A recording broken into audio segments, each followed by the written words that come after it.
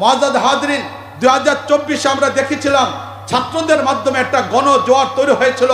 এই গণজোয়ারের মাধ্যমে একটা সরকার পরিবর্তন হয়েছে, ঠিক না বলেন? এটা দীর্ঘদিন পর্যন্ত যাদের বিপক্ষে কথা বলা যায় নাই, দীর্ঘদিন পর্যন্ত যারা মাহফিলে কথা বলাটাকে বন্ধ করে দিয়েছিল, মসজিদের ইমামের খতিবের সে আলোচনাকে বন্ধ করে দিয়েছিল, মাহফিলে বক্তাদের আলোচনাকে বন্ধ করে দিয়েছিল, যাদের কারণে মসজিদ মাদ্রাসা নিরাপদ ছিল না, বাংলাদেশের 71 থেকে নিয়ে শুরু করে 2024-এর আগ পর্যন্ত এত বেশি পরিমাণ উলামায়ে কেরামের জেলখানায় যেতে হয় নাই, এত বেশি পরিমাণ উলামায়ে কেরামের নির্যাতনের শিকার হতে হয় নাই।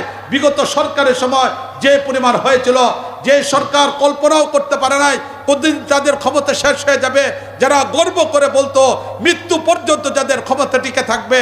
কিন্তু ছাত্ররা, উলামায়ে কেরাম, তাওহীদি জনতার এক গণজোয়ারের মাধ্যমে রান্না করা ভাতটাও খেয়ে যেতে পারে না, ঠিক না বলেন?